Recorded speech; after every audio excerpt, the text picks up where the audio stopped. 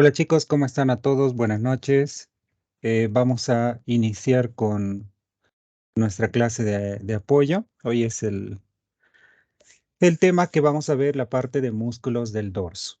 Sí, es considerado el último segmento para nuestro parcial.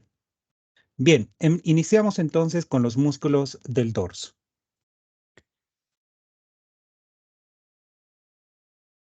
Primeramente, para poder conocer la parte de los músculos, tenemos que ver la parte de la clasificación de los músculos del dorso. ¿Cómo clasificamos a estos músculos? Primeramente tenemos los músculos extrínsecos superficiales. Cuando dice extrínsecos, estamos hablando de la parte externa. Los extrínsecos superficiales son también denominados axioapendiculares. Entre estos extrínsecos superficiales lo tenemos a uno de los músculos que es el músculo trapecio, por el aspecto de un trapecio. El músculo dorsal ancho.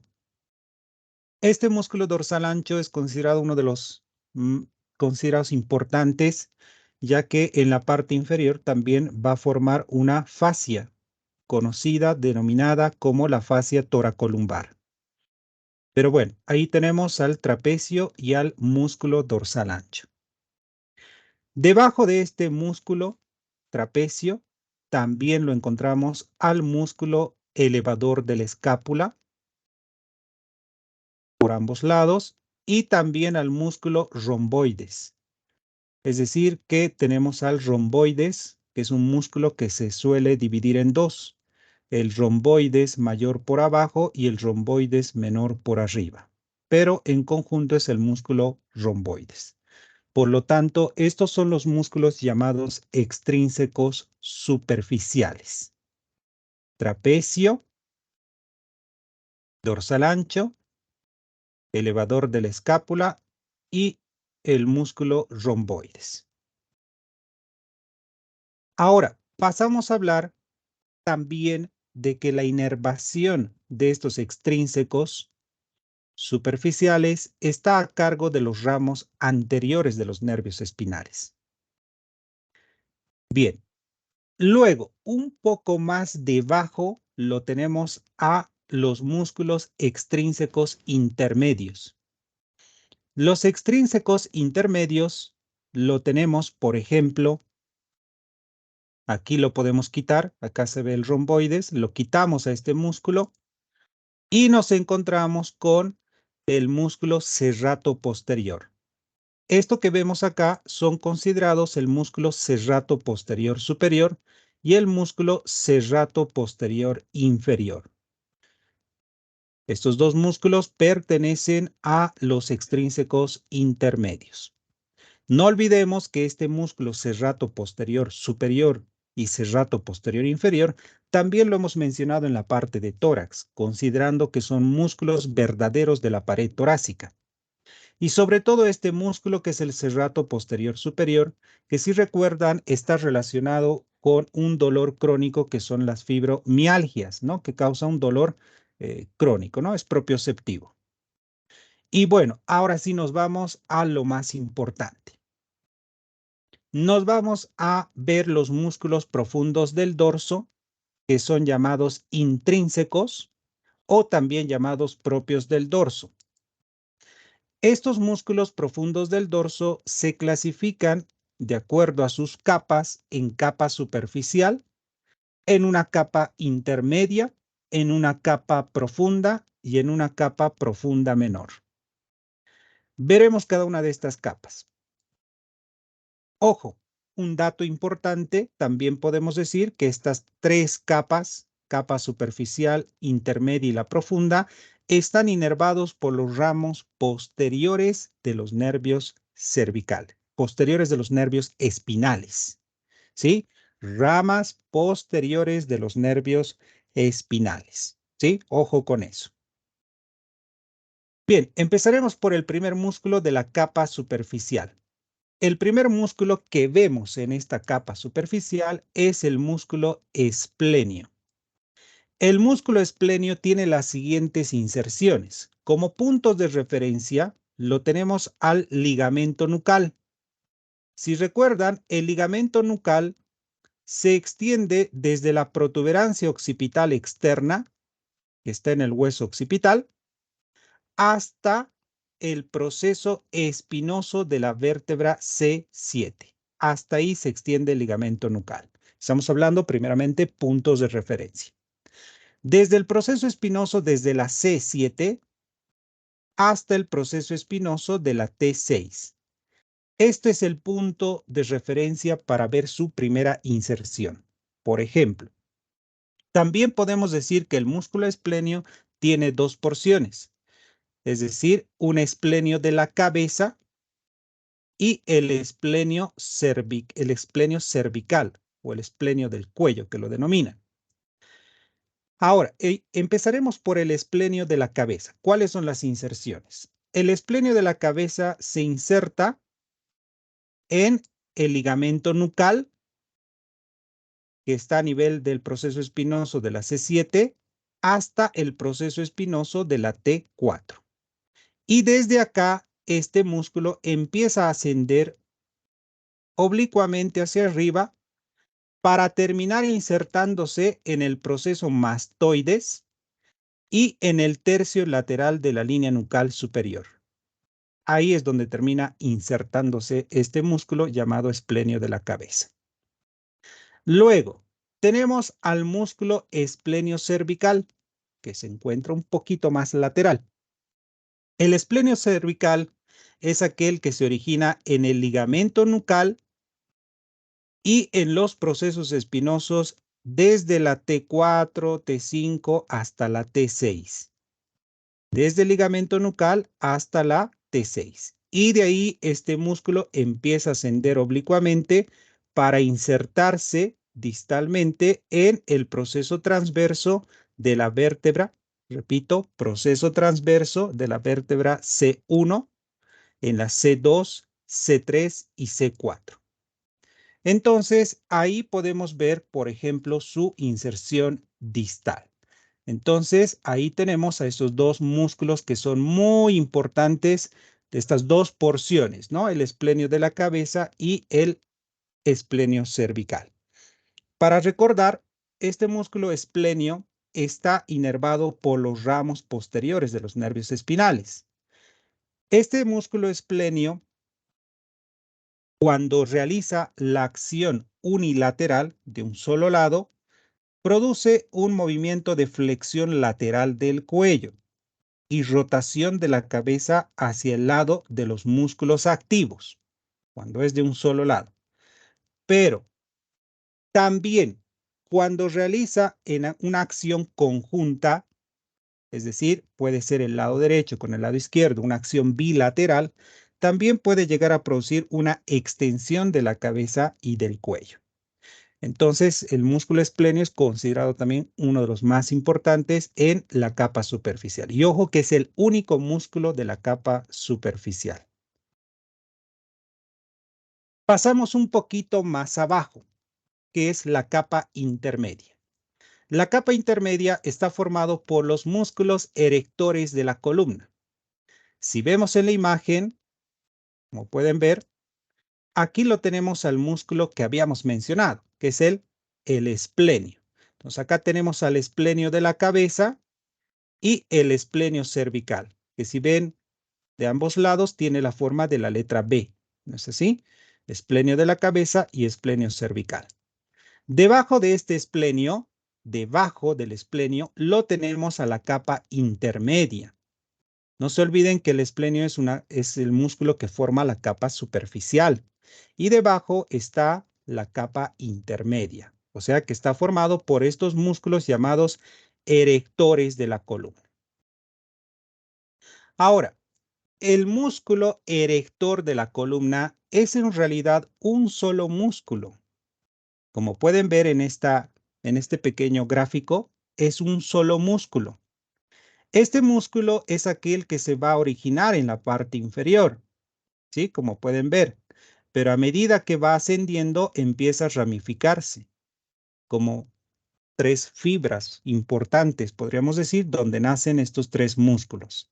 Es decir, que el músculo erector de la columna es un solo músculo que va a presentar como 3 divisiones en la parte superior. Vamos a ir viendo primeramente dónde se inserta este músculo, ¿ya? ¿Dónde se va a originar este músculo? Bien, si vemos acá, se origina en la cresta ilíaca, en la espina ilíaca póstero superior. Se origina en la cara posterior del sacro, en los ligamentos sacroiliacos posteriores. Se origina en los procesos espinosos sacros, en los procesos espinosos lumbares y en el ligamento supraespinoso. Ahí es considerado sus puntos de inserción. Es decir, que este es el origen donde se inserta el músculo erector de la columna.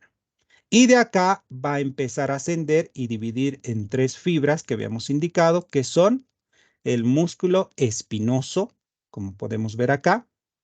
El espinoso va a presentar porciones. Si está a nivel del tórax, se llama espinoso torácico.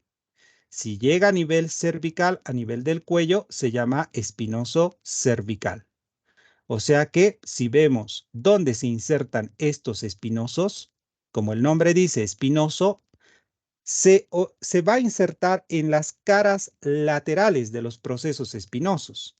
Por ejemplo, el espinoso cervical es aquel que se inserta en el ligamento nucal, en los procesos espinosos de las vértebras cervicales y en los procesos espinosos desde la cervical 3 hasta el proceso espinoso de la T1. Esto se denomina porción espinoso cervical. El espinoso torácico va desde el proceso espinoso desde la T1 hasta el proceso espinoso de la vértebra L2. Hasta ahí es donde se va a insertar en sus procesos espinosos, específicamente en su cara lateral del proceso espinoso, ¿no? Bien, esa sería su inserción distal de este músculo espinoso. Bueno, al lado lo tenemos al músculo longísimo. El longísimo es un músculo, como pueden ver acá, es parte muscular, musculoso por arriba y tendinoso por abajo. Este músculo longísimo también va a presentar porciones, es decir, que tiene una porción denominado longísimo torácico, longísimo del cuello y longísimo de la cabeza. O sea que va a presentar 3 porciones. Veremos, por ejemplo, sus inserciones. El longísimo torácico. Este longísimo torácico, ¿dónde se inserta? Se va a insertar, si vemos acá, se inserta en la cara externa de las costillas. En la cara externa, entre el tubérculo y el ángulo de la costilla. Ahí se va a insertar la porción torácica. Repito, entre el tubérculo y el ángulo de la costilla. Este músculo longísimo, es decir, que va a abarcar desde la costilla 1, costilla 2, 3, 4, 5, 6, 7, 8, 9, 10 y 11. Es decir, desde la cara externa, desde la costilla 1 hasta la costilla 11. Y la porción del longísimo cervical está en los procesos transversos de las vértebras cervicales. Y además la porción el longísimo de la cabeza es aquel que termina en el proceso mastoides. Entonces, esas serían las 3 porciones que tiene el longísimo torácico, longísimo cervical o del cuello y longísimo de la cabeza. Y el último músculo que está un poco más lateral al longísimo es denominado el iliocostal. El iliocostal, como pueden ver, es aquel que tiene como unas plumas de un ave. Este iliocostal también es aquel que presenta porciones, pero podemos ver también que el iliocostal tiene también algunos puntos de referencia. Es decir, que también se va a insertar en la cresta ilíaca y en la espina ilíaca postero-superior, ¿no? Preferentemente. El ilio costal también tiene porciones, como ser porción lumbar, porción torácica y porción cervical. ¿Sí? Esas son las porciones que tiene el músculo iliocostal. Porción lumbar, porción torácica y porción cervical. La porción del ilio costal lumbar es aquel que se va a insertar en los procesos transversos de las vértebras lumbares. El ilio costal torácico, como pueden ver acá, generalmente se va a insertar a nivel del borde inferior de la costilla. ¿Sí? Se inserta en sus bordes inferiores de las costillas. Es decir, desde la costilla 2, costilla 3, 4, 5, 6, 7, 8 y 9. ¿Sí? Desde la costilla 2 hasta la costilla 9. Bordes inferiores. Y la porción iliocostal cervical es aquel que se va a insertar en el proceso transverso, ¿sí? Desde la C4, C5 y C6. A esto denominamos la porción del ilio costal cervical. Y estos son considerados los tres músculos denominados erectores de la columna. Entonces, este músculo erector de la columna, repito, es aquel que está conformado por tres músculos: el espinoso, el longísimo y el ilio costal. Entonces, si vemos en esta imagen, retrocedemos un poquito, ahí lo tenemos a estas tres porciones, ¿no? Entonces, el músculo erector de la columna, en su parte medial está el músculo espinoso, está el longísimo y está el ilio costal. Entonces, estos son los tres músculos denominados erectores de la columna. De medial a lateral. Espinoso, longísimo, ilio costal. Bueno, espero que no se olviden, esto es muy importante, cómo está conformado los músculos erectores de la columna.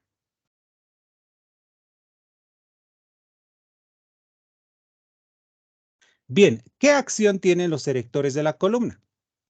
¿Qué acción tiene?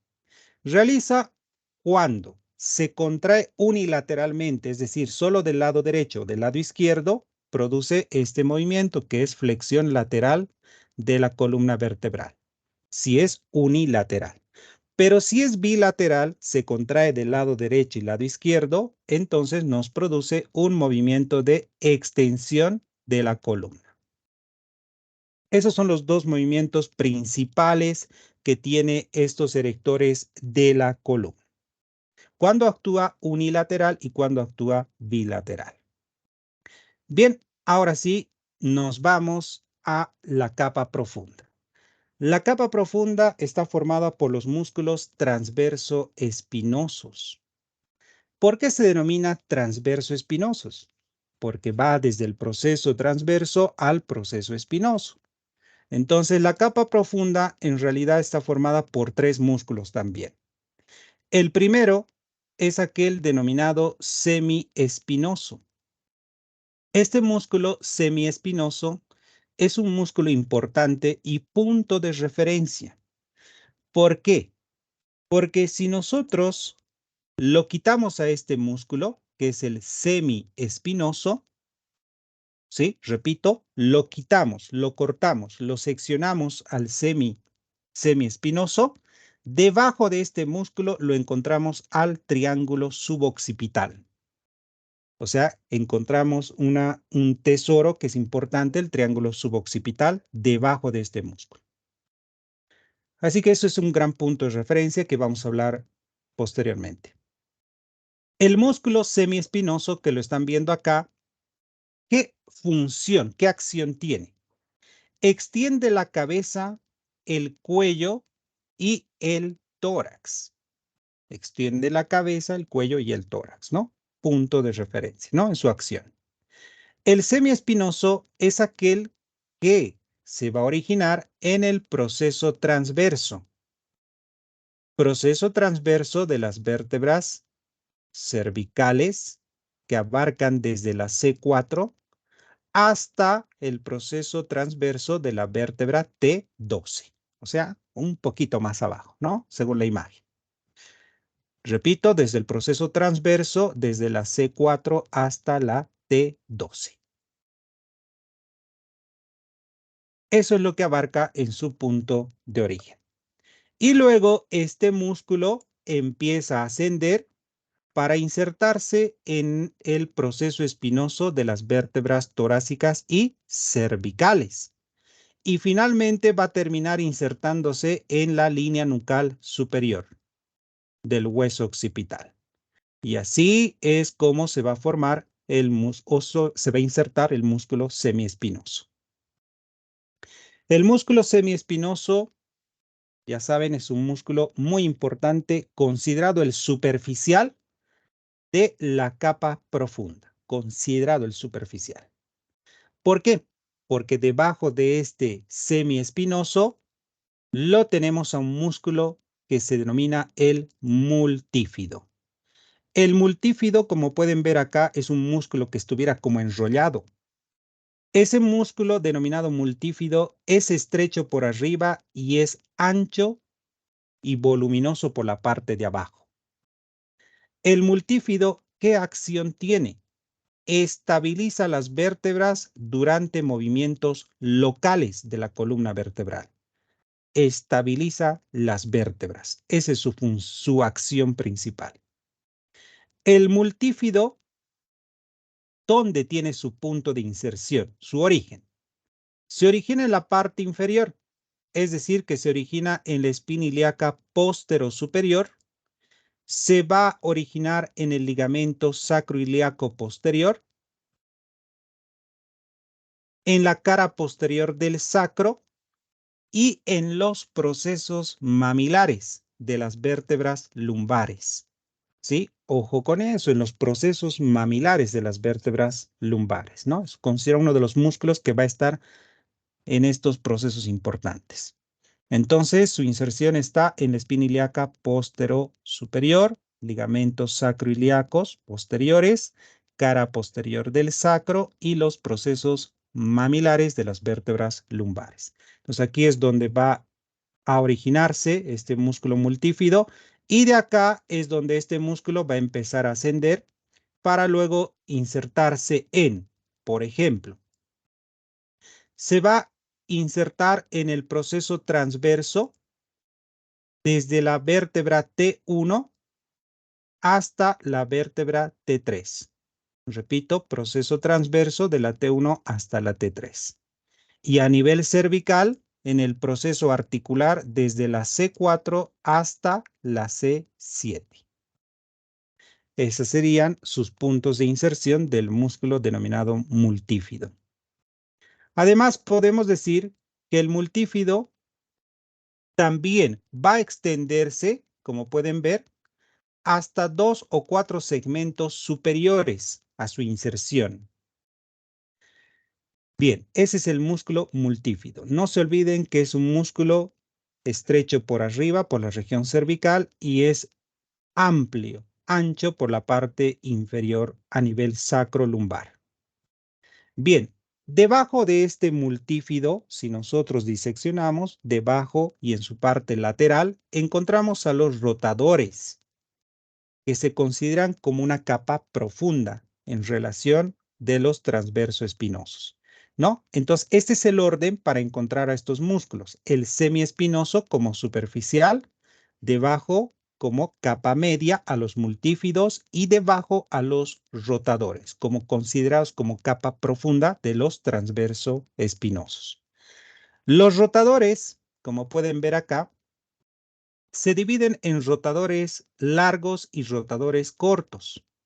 Su acción principal estabiliza las vértebras, produce extensión local y rotación de la columna vertebral. Ahora, si vemos acá los rotadores, como habíamos indicado, existen rotadores largos y rotadores cortos, pero estos siempre van a tener un punto de origen. Es decir, que se va a originar su inserción, se origina en el proceso transverso torácico. Solo van a estar a nivel de las vértebras torácicas. Ojo con eso. O sea que se origina en el proceso transverso de las vértebras torácicas. ¿Sí? Proceso transverso de las vértebras torácicas. Ahí es su origen. Y la pregunta es dónde se insertan distalmente. Vamos a ir a detallar y vamos a ir músculo por músculo. Acá lo tenemos al músculo rotador corto, que habíamos indicado que se origina en el proceso transverso de la vértebra y el músculo va a llegar y termina en la lámina. Termina en la lámina de la vértebra superior. ¿Sí? Una vez más, del proceso transverso hacia la lámina de la vértebra superior. Esta parte de la lámina que se localiza entre el proceso transverso y el proceso espinoso. Entre esos dos segmentos está la lámina, ¿no? No se olvide. Entonces, desde el proceso transverso hacia la lámina. Músculo rotador corto. El músculo rotador largo es aquel que también se va a originar en el proceso transverso y este va a ascender para terminar insertándose en la lámina. Es decir, que va a abarcar dos segmentos de la vértebra de origen, ¿no? Esta es la vértebra de origen, entonces va a abarcar una vértebra y dos vértebras, ¿no? Entonces el rotador largo va desde el proceso transverso, pasa una, pasa dos y en la segunda vértebra termina en su lámina. Por eso se denomina rotador largo. Estos músculos transverso espinosos están inervados por los ramos posteriores de los nervios espinales. Bien, y nos vamos a una capita más profunda que se llama la capa profunda menor. La capa profunda menor es considerada la más fácil porque esta capa profunda menor está formada por el músculo interespinoso.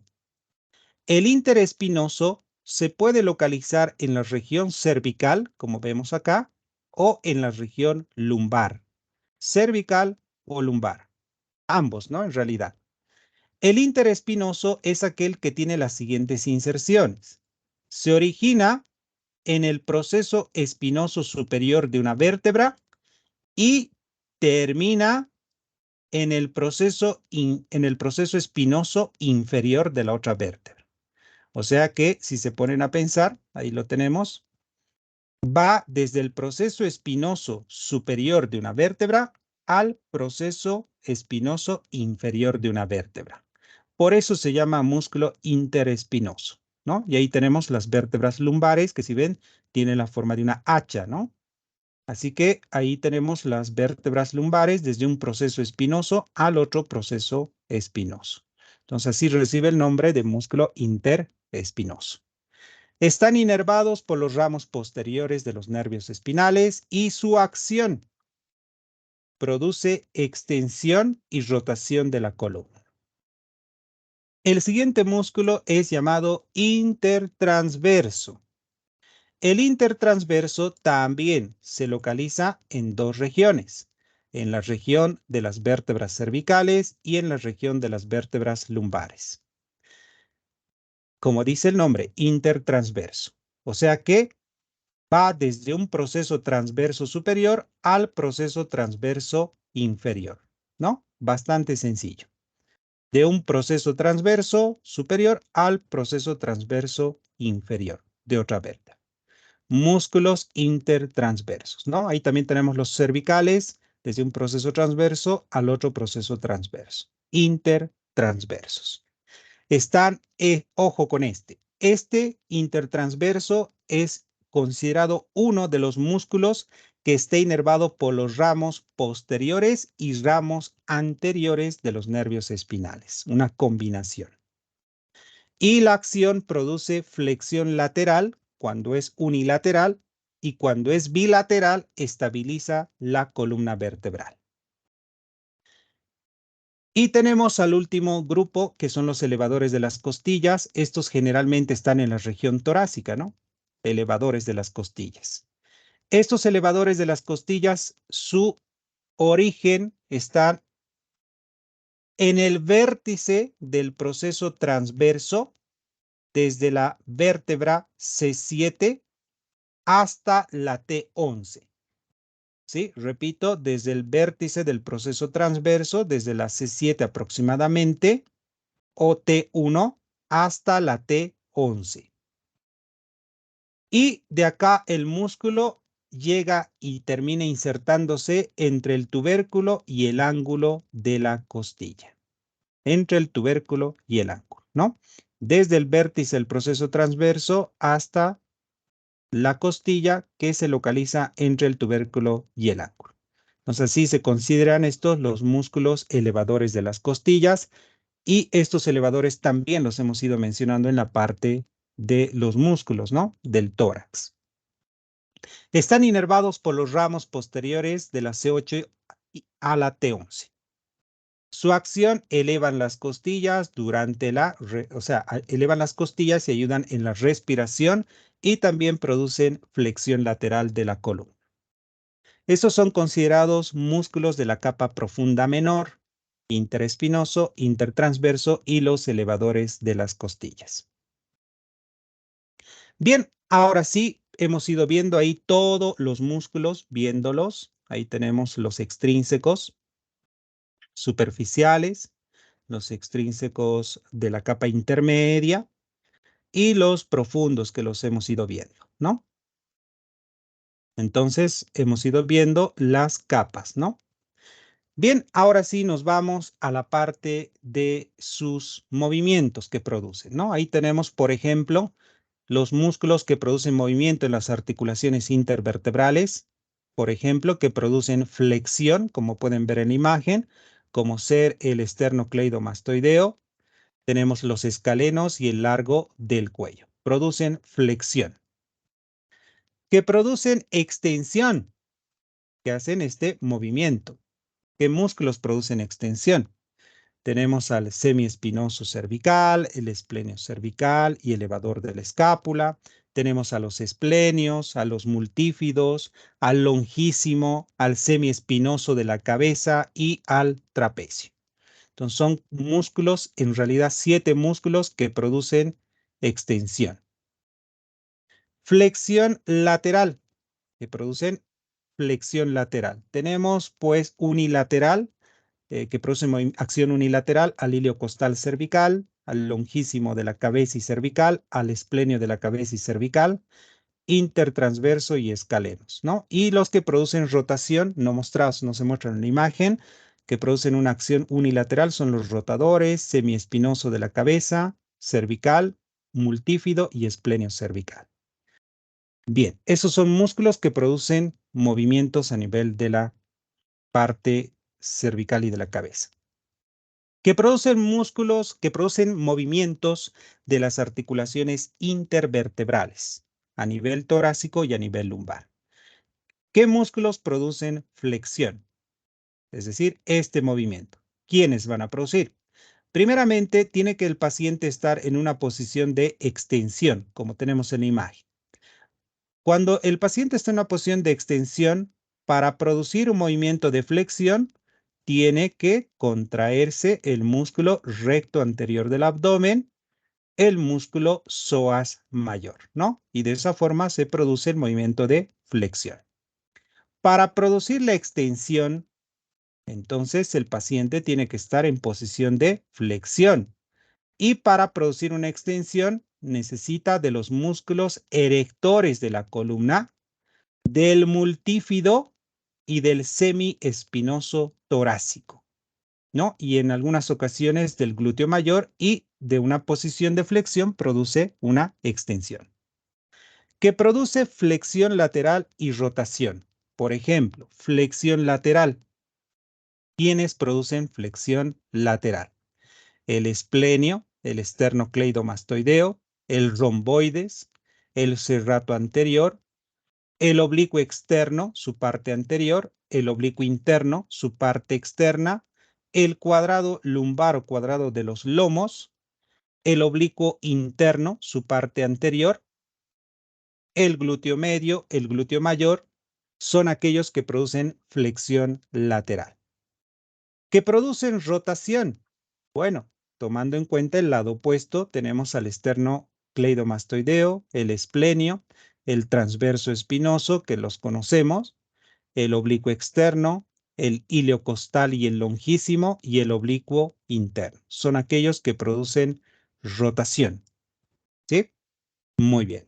Esos serían los músculos que producen movimiento en las articulaciones intervertebrales. Flexión, extensión, flexión lateral y rotación. Y por último tenemos las articulaciones atlanto-occipitales, ¿no? La parte superior que nos producen movimientos, ¿no? Como ser flexión, por ejemplo, tenemos al largo de la cabeza, recto anterior de la cabeza, a las fibras del esternocleidomastoideo y músculos suprainfrayoideos. Para la extensión, pues extensión, tenemos al recto posterior de la cabeza, mayor menor, el oblicuo mayor de la cabeza, el esplenio de la cabeza, el longísimo y el trapecio, para producir la extensión. Y bueno, una flexión lateral, no mostrados en la imagen, tenemos al esternocleidomastoideo, oblicuo mayor de la cabeza, recto lateral de la cabeza, longísimo de la cabeza y el esplenio de la cabeza. Entonces, son aquellos que producen movimientos de las articulaciones atlanto-occipitales. Bien, esos son músculos que producen este tipo de movimiento. Ahora sí nos vamos a lo más importante. Ojo con esta parte, señores. Es muy importante esta parte que vamos a explicar. Sí, es como vemos en la imagen, abrimos la parte de los telones y aquí es lo más importante. El triángulo suboccipital. ¿Sí? Ojo con esto. Aquí vamos a mostrar sus inserciones de los músculos y los límites, sus componentes y su contenido del triángulo suboccipital. Así que atentos, por favor. ¿Sí? Bien, punto de referencia tenemos la vértebra C1 y la vértebra C2. Así que veremos a uno de los primeros músculos que se origina en el tubérculo posterior del atlas, tubérculo posterior de la C1, y se extiende hasta el tercio medio o tercio medial de la línea nucal inferior. Es denominado el músculo recto posterior menor de la cabeza. Entonces, el músculo recto posterior menor de la cabeza, repito, se origina en el tubérculo posterior de la C1 hasta el tercio medial de la línea nucal inferior. El siguiente músculo, un poquito más abajo, se origina en el proceso espinoso de la C2 o tubérculo de la C2, que es el axis, y va a insertarse en el tercio lateral de la línea nucal inferior, y es el músculo recto posterior mayor de la cabeza. ¿Sí? Luego, desde el proceso espinoso o tubérculo posterior del axis, se extiende hasta el proceso transverso de la C1, que es el músculo oblicuo menor de la cabeza.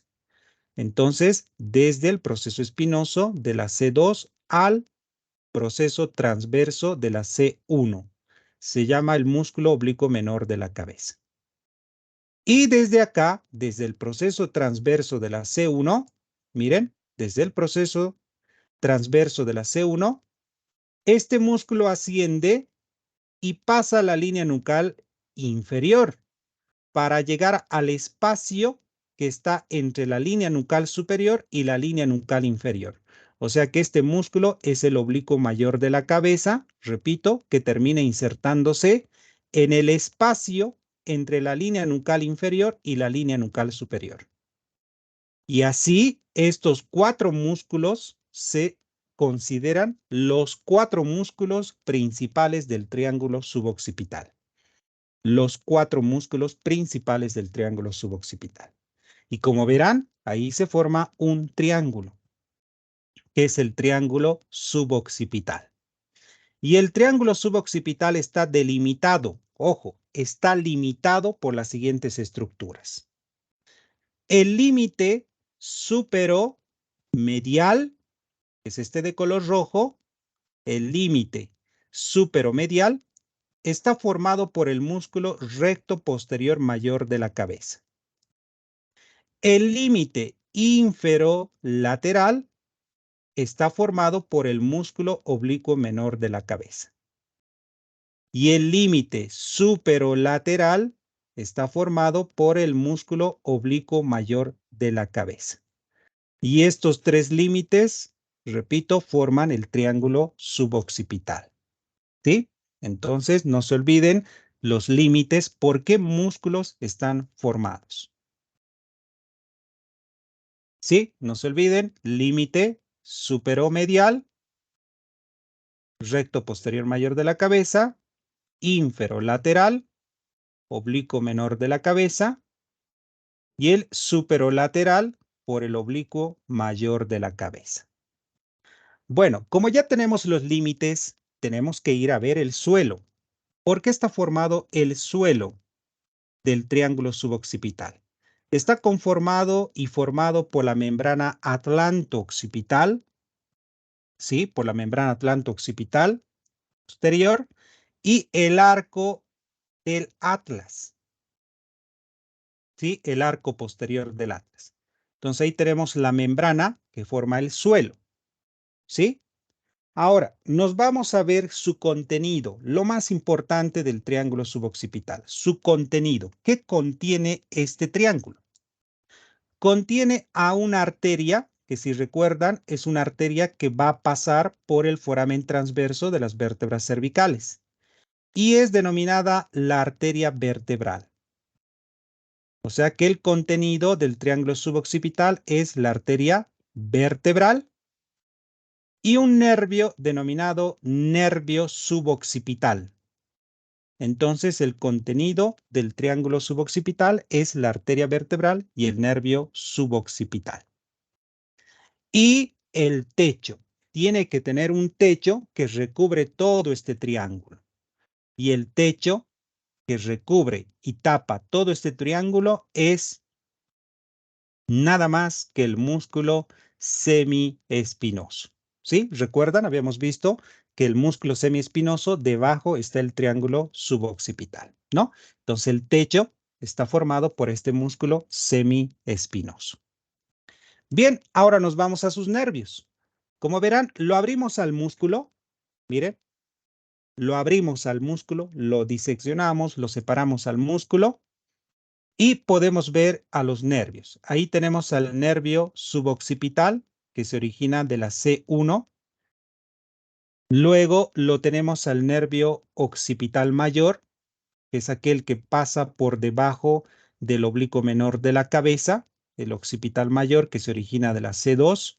Y también lo tenemos al nervio occipital menor, que se origina de la C2 y la C3. Entonces, estos son también nervios que van a localizarse aledaños alrededor del triángulo suboccipital. Pero no olvidarse que el contenido solo está formado por la arteria vertebral y el nervio suboccipital. ¿Sí? Muy bien. Entonces, eso sería todo. Con eso hemos acabado la parte de músculos del dorso. Bueno, gracias por su atención a todos, chicos. ¿Alguna duda, pregunta?